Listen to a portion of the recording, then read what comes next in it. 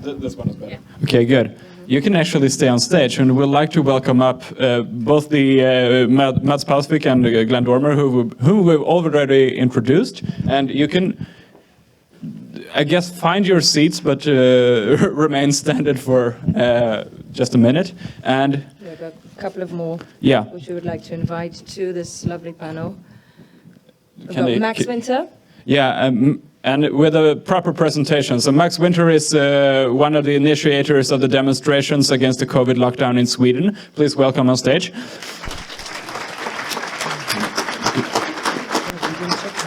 Didn't check them.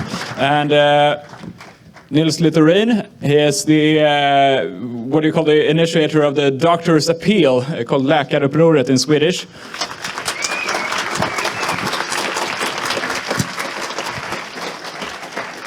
Agnieszka Wilson, who is here to present. You're involved with quite a lot of projects, but you're here to speak about the vaccine-damaged people. Humanitarian and a journalist. Yeah. Let's get her opinion on these ideas. And is Torkel here? I think, yep. Call him. Dr. I will mispronounce it. You're more Scandinavian than me. Please go for it. I would like to welcome Torkel Snellingen, who is a medical doctor.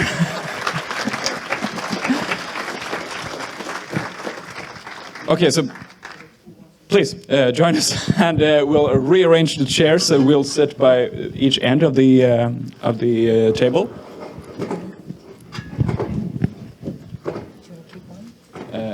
I could, yeah. And we're short on microphones, as you've noticed. It's quite a shame, but yeah. Is this a good arrangement of the? Oh, thank you. Is this a good arrangement of the seats for you in the audience? Yeah, it's good. Everybody comfortable? She has a job to do. This is the mic. So yes.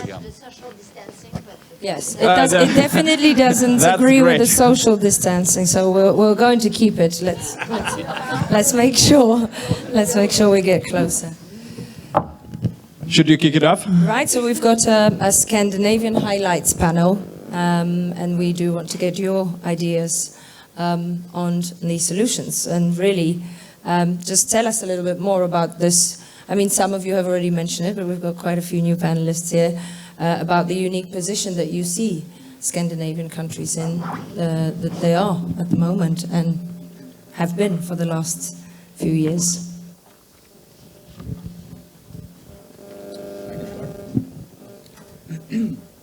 Thank you, Justina. Yeah, I think there's quite a lot happening right now regarding Scandinavia, and especially the NATO question is very important at the moment. As a freedom activist myself, we see much important right now to highlight this and to rally a lot of people around this question, because if Finland and Sweden joins NATO in a short amount of time, which seems to be happening now in May, it can really be a stepping stone for this global agenda to continue. And I think Russia will be very provoked by this, and it can be a really good reason for them to start a larger scale war than we see right now in Ukraine. So regarding activism, I think getting people on the streets and raising the voices of the crowd is very important to press the politicians. We saw it in February when they dropped all the vaccine passes and the restrictions, because we had a very large demonstration 22nd of January in Stockholm with 15,000 people. So I think we need to get those numbers again, and I think we need to see some more pain in the society before people really start get involved again. So we say it is a unique position because I think from the European perspective, even as I look at it, the Scandinavian countries are the ones that actually took all these implementations of technique, using chips and microchips in. So the uniqueness is that you're already quite further than the rest of us in Europe. And then I guess the other question is, in what way is it a challenge? Because you're so ahead and we can look at you And at the same time, I guess, in what way is it an opportunity? Thank you. Good question. Yeah, I think that we need also to defend and protect the constitutional laws, because that will slow the process down. So at the moment they are attacking the foundational law, the Grundlagen in Sweden, and we're also rallying about that and having big protests and demonstrations on that question. And it looks like they are implementing these steps now to take over completely, and then they will have all these advantages, as you said, with the technology also here in Scandinavia and Sweden. So we need to really raise spotlight and provoke the politicians and the people behind this to see that we are seeing what they're doing, and continue and never stop until we win, as much as you say. So yeah, I think that's for me. Thank you.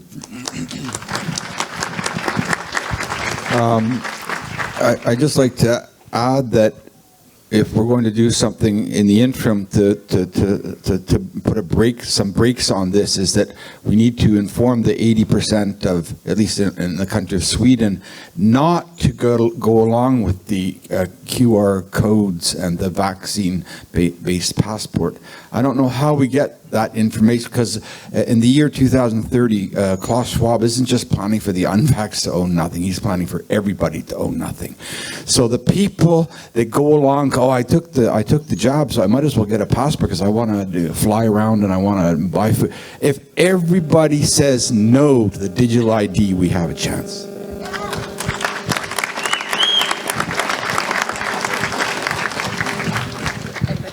Mads, I saw you nodding in some kind of approving manner. Would you like to add something to that? I cannot add so much. I think it's great to obviously state the obvious that everybody should do it. I mean, but to be honest, I mean, the problem is that there are certain people you cannot reach no matter what. You know, I mean, I think it was Juris Bestman who said that if a person is totally broken down, then no matter what kind of evidence you pile on him, he will not listen to it. So I think but the good news is, I think that most of the people know it now. You hear them saying, well, if that is true, I don't want to live in a world like that. Please don't tell me this. But they know it's true. Most of the people, they know it's true. So let's try to go for those people. I think we don't have to try to wake some people up who cannot wake up, but the people who are cautious, lead them into it and try to show them another way, that actually they are taking away your constitution, your human rights, and you're losing out here. You know, you're just giving away your life to some globalists who look down on you, and they have their own lavish lifestyle and consider us useless eaters. So I think we should concentrate on the low-hanging fruit, so to speak, the people who already know it but are a little bit scared. Just show them the bravery, show them the kindness, and actually the opposite of fear is love. So being brave is actually sharing love. So actually sometimes being angry is a good thing. If you are fighting for other people and yourself, and you are angry, there's good reason to be angry here. There are good reasons to be angry. You know, they're poking children up their nose. I cannot understand there's a single father out there who's not angry about that. I cannot understand it at all. So the anger is okay. So be more brave. Sometimes be angry. You know, just say no. It doesn't mean that we have to start a lynch mob or something crazy like that. I'm not talking about that at all. But we need to be sensible, and I think we will get much more support than we can imagine. So you mean to encourage the people who won't comply? I saw you raising your hand, Nils. Would you like to comment? No, but yeah. So I'm Nils Littorin from the Doctors' Appeal of Sweden. I'm so happy to be here among friends, and yeah, it's just great to see you all here. I think that Sweden is a very special place in this pandemic. We had a unique situation where we were the only country who didn't lock down, in the Western Hemisphere at least. We were the only country who, during 2020, made some sane decisions, not participating in the mass psychosis of the world. And I'm very critical of our Anders Tegnell, who was the leader of the Swedish Health Board at that time, who got kind of world famous during 2020, also with his predecessor and mentor Johan Giesecke.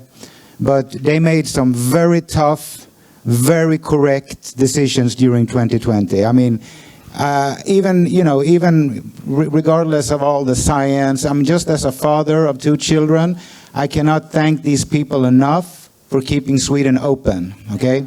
I think that's really, really important to remember and to show to people, as someone mentioned, as I think Dormer mentioned earlier, that in 2020 we were among the bottom third of the list of highest excess mortality, and in 2021 we were the country who had the least or the second least excess mortality in the whole of Europe.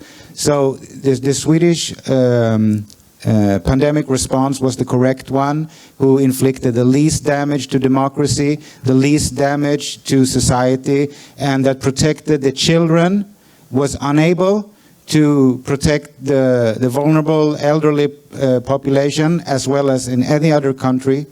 We had many old people who succumbed to the disease, as well as we have during flu years.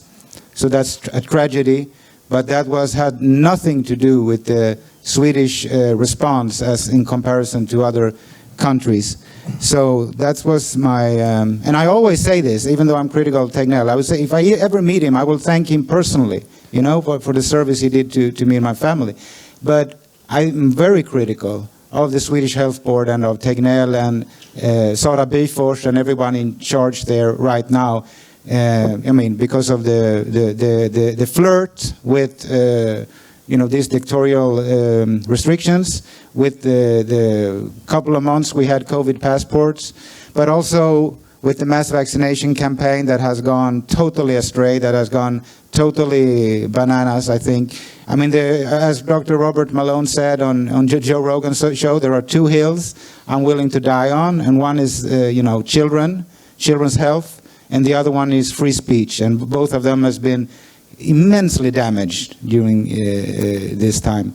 And I mean, there are now even in, there is a, even though science has been so corrupted during these 2 years, even in the mainstream medical journals, you can now find the evidence of children dying from the vaccine. So, I mean, it's just horribly, horribly gone wrong. Sweden was one of the countries who did not recommend the vaccines for children below the age of 12, at least.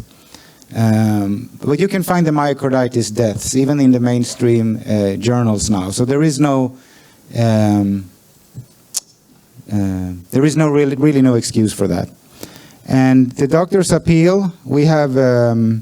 I mean, I'm hearing, my Danish friend over here is very optimistic. I like that. I'm a pessimist. I think our opponents are so powerful, and and even that they are powerful, the general public. There was a opinion poll in Sweden a couple of days ago that showed that 60% of Swedish people don't, let alone saying no to NATO, but saying no to having a referendum of NATO.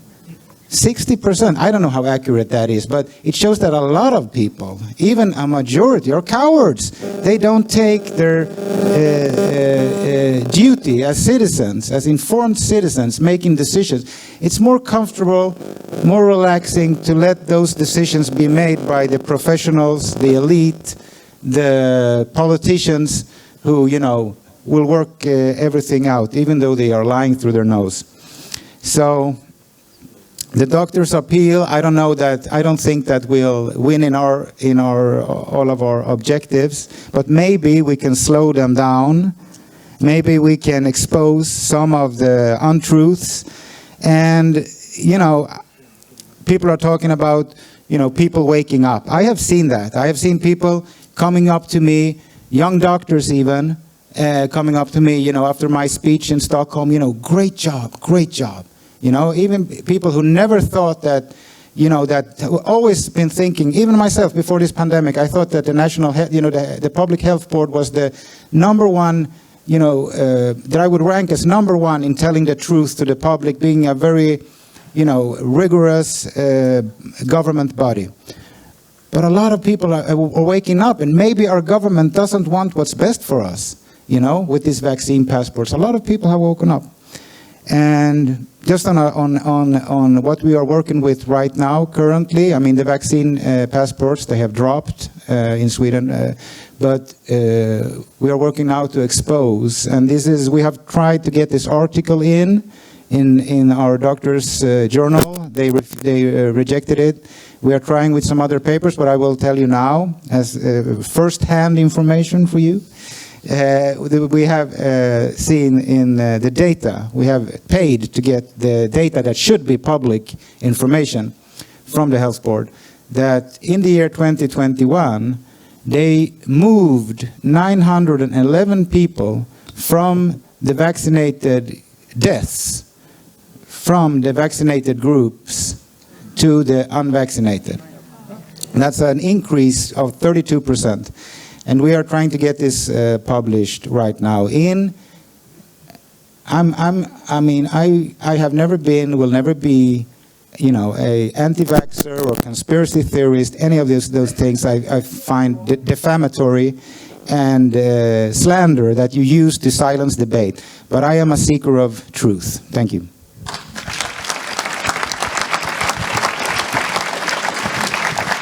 Would you like to comment on that? Yeah, so, hello.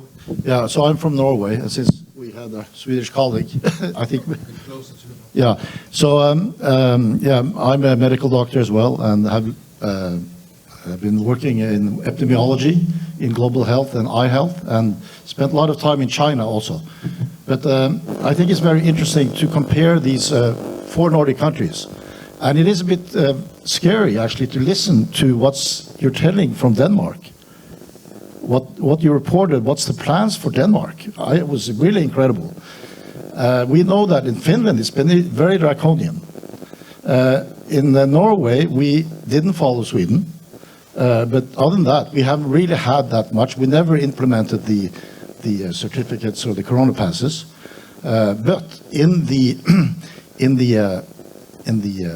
notes from our health ministry on the next wave, we will be going into exactly the same thing as Germany. Exactly the same thing. And even we may have a situation where we have problem going to our food shops. And this, of course, the population doesn't know anything about, because it's never ever reported in the mainstream. Now, we in Norway have done something together with our colleagues in Nordic countries. We set up a Nordic COVID declaration together with colleagues here on Littorin, and that was a very interesting project, which I am the editor of. We had dialogue of 8 Zoom meetings last fall of colleagues from all our Nordic countries, except Iceland. And then we published the 9th of December this website and a declaration. And we were amazed, because within 2 weeks we almost had 200,000 hits on this. 200,000 hits. And we have now 120 medical doctors from all the Nordic countries who have signed this. And anyone can go and sign it.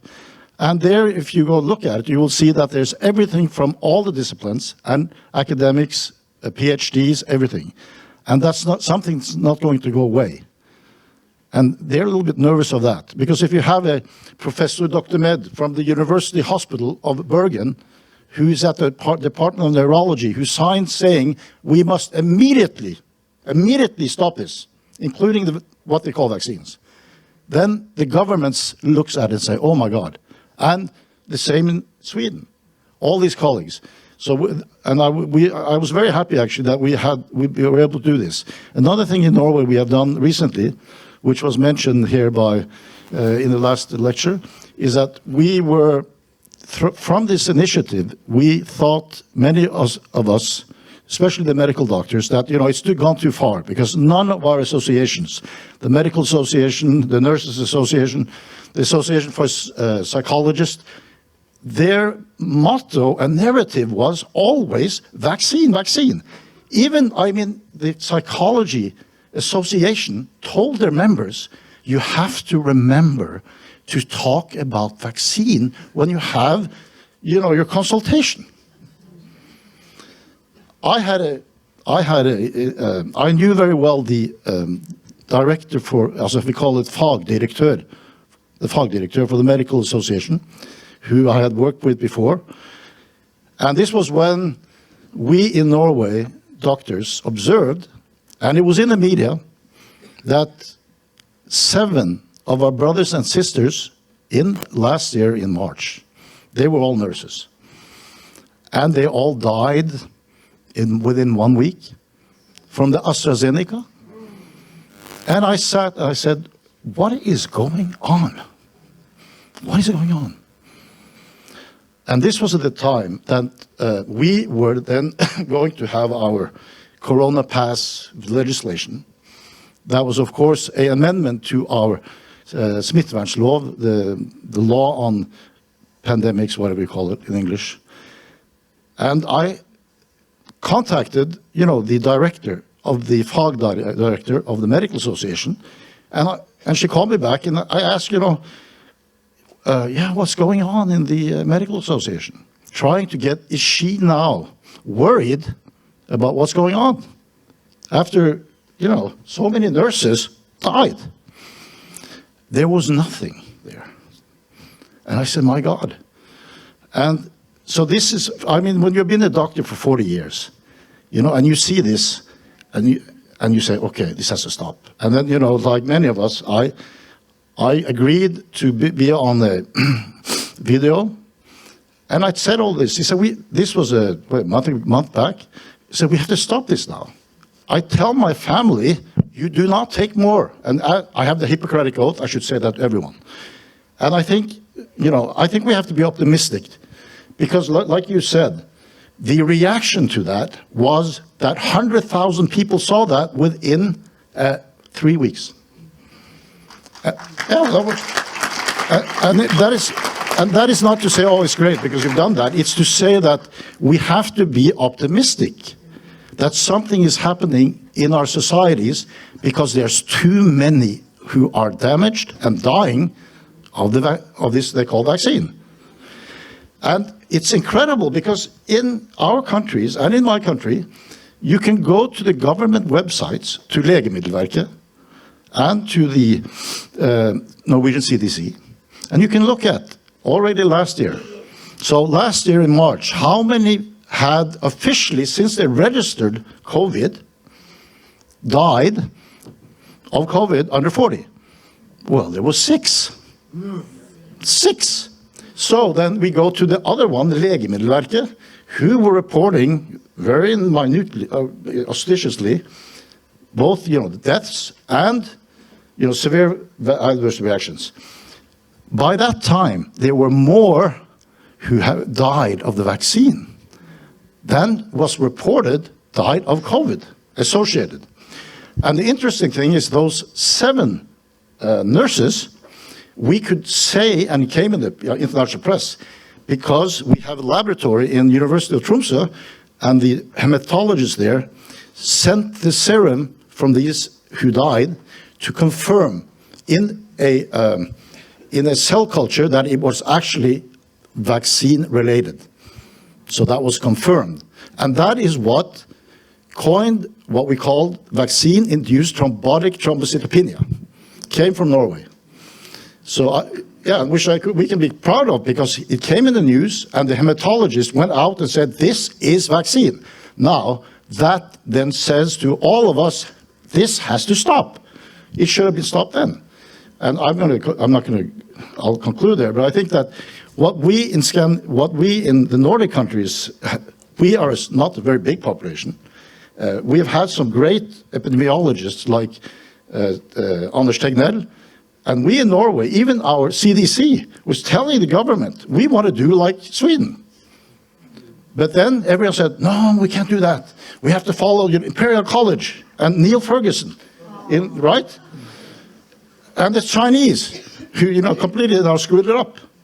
So I think that going forward, and I want to conclude about what is the solution. Are we optimistic or are we pessimistic? I'm very optimistic. Why? Because what's happened in 2 years is that the awareness in our populations has become enormous. I've told people, don't take that booster. A lawyer, he called me back, saying, thank you very much. Thank you. I didn't take it, and now my brother has paralysis. And I know it's a bluff. Now, how many people like that are there out there now? So I think they can never do what they're going to do. And I hope sincerely, as my conclusion, that we will never see a situation that you described from Denmark. That is absolutely horrible, and they will not get away with that. So thank you for my comments. Thank you. So, okay, I'm going to use it. It ties into what you're about to say anyway. Yeah. So tying into the vaccine injuries, this is a huge issue right now. We're seeing thousands and millions of people globally suffering from injuries and deaths. The statistics are, I mean, when you look at the statistics, it's very underreported, we know that, but we started talking to a lot of people that have been through vaccine injuries, and not only are they being totally ignored by, the medical establishment, but they're also, they're going through a lot, I mean, they're totally confused, they're suffering tremendously. We've had interviews with them, and they are also being completely censored. They're not allowed to tell their stories. And the worst part is that not only are they bullied by our community for being idiots to take the shot from the beginning, but they're being bullied and get death threats from people that are, for the vaccines and think that they're murderers. So they're in a very, very tough position, and I think, it's really important to give them their voices. So in Sweden, we actually started, there was a woman called Ann-Katrin, and she was herself vaccine injured, and after being, just pushed away by the system constantly, she decided to take matters into her own hands. So we started a campaign with her, which is called Tala om det, and Tala om det means speak about it. We just had a big demonstration, and we're trying to give the stage to these people to actually be able to tell their stories. But it's not easy because I interviewed 8 of them globally, and some of them are alone in their countries speaking out, so it's a very sensitive issue. And now this campaign is going to go global. We're going to actually set it up. It's launching on May 25th in Sweden. And we have a lot of global partners on board. We're going to launch it in a TV studio. It's going to be a big social media campaign because we really just want to bombard social media with the stories and actually have people come forth and start talking about it. And it's going to be, thank you. And it's going to be, it's called Can We Talk About It? And you can find it on canwetalkaboutit.org and join there. It's going to be live streamed globally.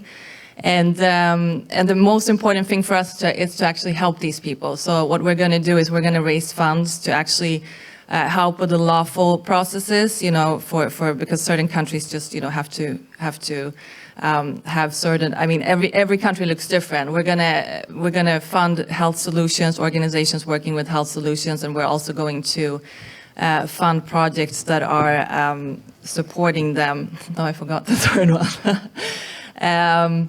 Health solutions, law, and it's going to come to me.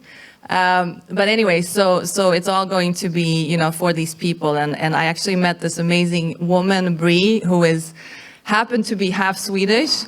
And it's amazing because she lives in the US, and she was herself in the AstraZeneca trials. And she's doing a tremendous job helping us. She partnered up with us, and she's my hero because she's sitting on meetings sometimes, and she's in the hospital with the IVU, and she is still not well after 2 years, of these trials. So it's just inspiring to be able to do this work, and I think, that's one of good solutions to start helping people out there, and many of them are waking up. So it's the next group, I think, to address actually, and. Which is the next group? So just to kind of sum it up, we know that people are waking up, and it's great. We see it. But we know that there is an enormous propaganda in saying this is fake news and pushing that what we're saying is not true. And yet we're seeing people waking up anyway, but who's the next group that then now we need to move with all that as a journalist? Because, you know, you see it, you speak to these people, and sometimes still that information doesn't go through to others. Yeah, I mean, I think, you know, the people that have vaccine injuries right now are the ones waking up. But it's still very sensitive because, I mean, I've had a hard time working with them in the sense sometimes that, you know, they don't want to be put in the anti-vax box because it's just about the COVID. So I think also with this campaign, we really wanted to be neutral and just like be focused on you know, the COVID-19 vaccine injuries and you know, not go any further because, you know, for them even to join this and tell their story is hard enough. So we kind of have to, like, you know, be a little bit diplomatic at times. Thank you.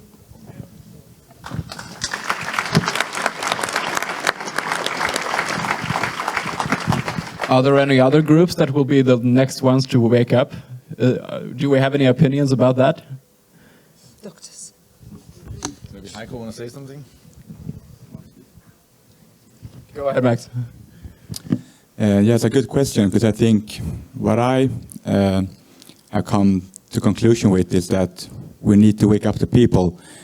We were talking about solutions here, and I think the only real solution we have is the people in the end. And then in Sweden we have a great history of people's movements.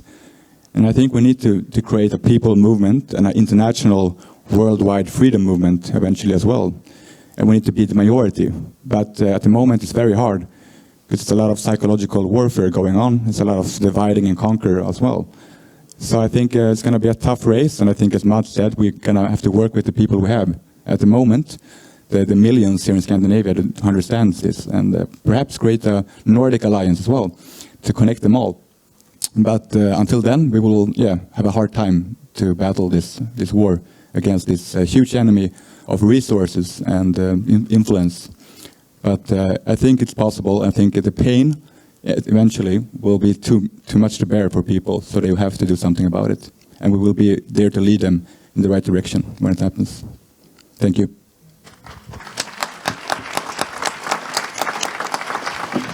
Could we have a word of response from the pessimistic side of the debate?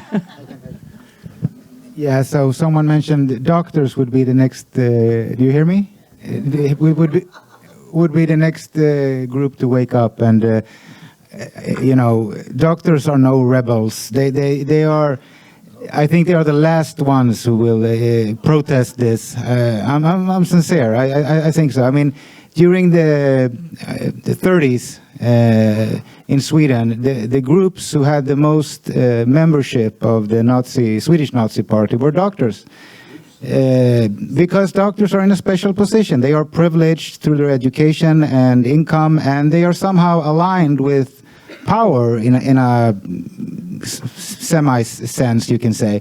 So it's we shouldn't hope too much that they. I mean, there are a few of us that will speak out about what we see, and I have even gotten, you know, calls from all over Sweden, doctors wanting to talk about maybe their kid has gotten some bad reaction from the vaccine, and I'm one of the few doctors who have had spoken out about it. So they have called me. I have had contact with lots of doctors, and as I said, even young doctors coming up to me, like when they're, you know, coming up to me, you know, behind closed doors or whatever to speak about this, and you know, people sometimes ask me like, what do your colleagues say about your commitment to this, you know, against vaccine passports and freedom, and, you know, can you work in the hospital? Yeah, sure. I haven't had one complaint from any colleague, any, you know, administrative person or anything. I wish, because I would love to debate them, because science is on my side. I mean, there is, I know the numbers. I can take you on, you know, about.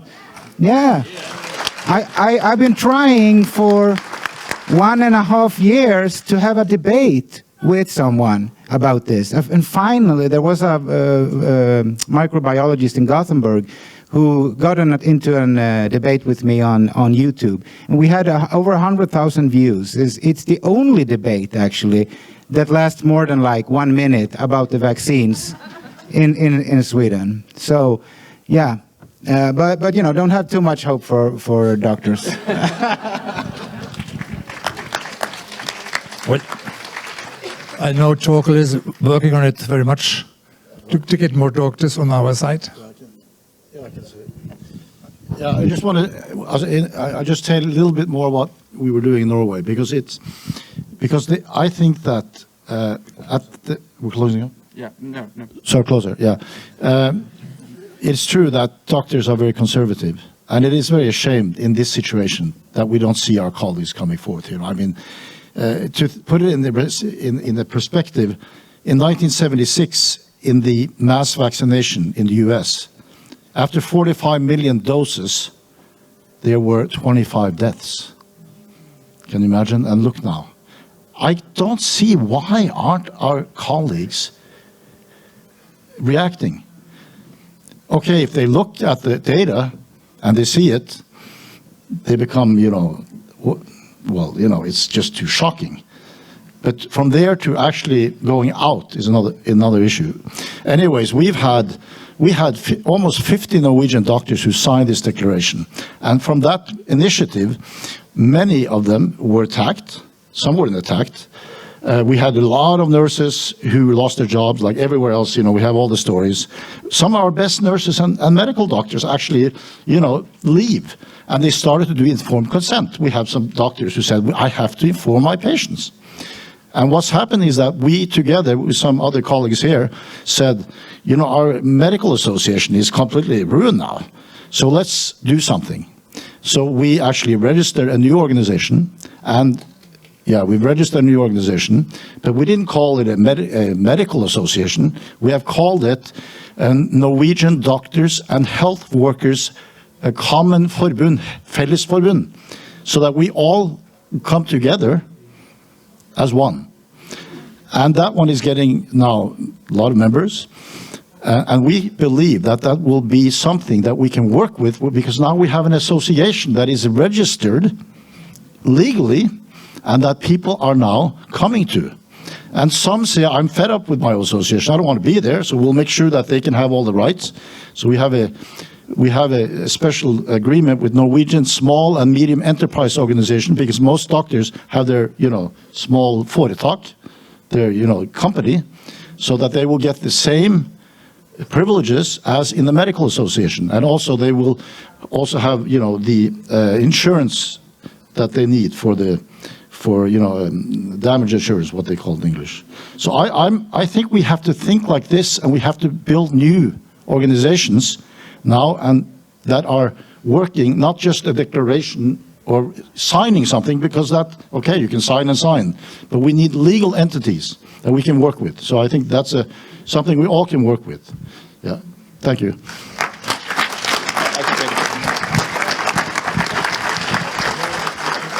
I do believe we have 2 minutes left to go, and I would like to hear your 30 seconds. No. I would like to say like 15 or perhaps 10 seconds each, but we're asking about the what's called in the pamphlet called the special opportunities of the Scandinavian region to provide insights for the rest of the world. And I know it's a big topic, but you could say what comes to mind for each of you, and I'll pass the mic.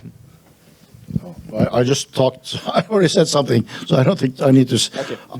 I think, you know, what is good with Scandinavia is that we are a bit transparent. We work closely together, and we have to now work more closely together as countries, because it's obvious that they are not admitting the whole things. So I think we need to work closer. So.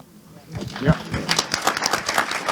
Okay, I'm going to continue on that. Collaboration. I think collaboration in general is our strongest weapon right now. So I'm going to leave you with that.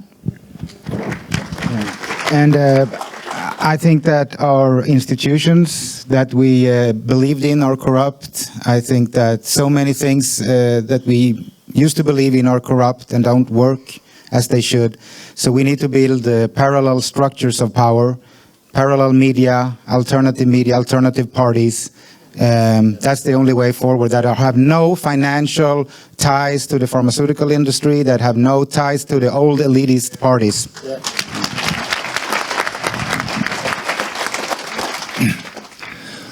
I'm still hoping for more whistleblowers. There are some on the line already and ready to step out. And when we have more cooperations or collaborations and big groups, they will dare more. And there's one group I especially was very surprised over, and that was the judges. Some judges, they make, yesterday I was a witness in a case together with a woman who was arrested together with me from a vaccine center. And when I then was allowed to speak, I dropped some numbers, and the judge and the actor really got big eyes. And can you tell me once again where I can find that web page? Thank you.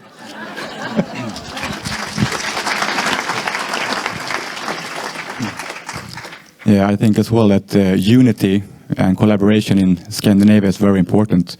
I got a call before this convention just today with some information that they've been planning this agenda from actually Sweden 50 years ago, and they're kind of wrapping the whole bag now. The whole circle is going to go around this year with this whole plan. And I think there's a special part for Scandinavia in this big plan, and we need to be prepared for it. We need to be strong together. I think it's very important right now. And I think it's not a coincidence we call this Northern Light. The light will come from the north, and we will assemble and gather here and prevail this, and we will win at the end. Thank you very much. Yeah, Northern Light Convention here. I mean, come on, freedom is something you have to fight for. If all you're thinking about is money and egoism and your own little universe, they will take the freedom away from you. We have to fight for the freedom.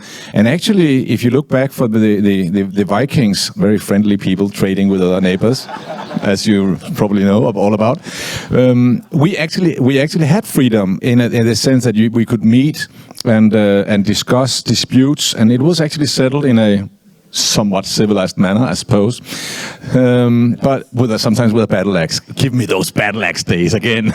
Those were the days, right? No, but I'm saying it. I mean, I think it's important that we have to realize that freedom is something you earn. There's something you have to fight for, to keep. And you owe it to your ancestors. You cannot give it away. Your ancestors have been fighting for it. And they've been living decent, honest lives. Most of them got up early in the morning, working hard to give their children a better life than they had. And now we risk losing everything they worked for. So I think we should fight for it. And actually, you know, it's quite fun to fight, actually. Come and join us. I just want to say that I think truth. So it says in the Bible, the truth will set you free. Yeah. So any time in your week, in your day, when you get a chance, there's somebody that's probably not informed about what the vaccine really means, what it really does, how poison it is to take the 5 minutes and person after person after person tell them the truth. Thank you. Thank you. We will close with these wonderful words, and thank you to all the panelists and all of you here. I believe the dinner is ready, and we're getting waved at to tell everybody, I think, a few words. Osolia, you want to take the mic?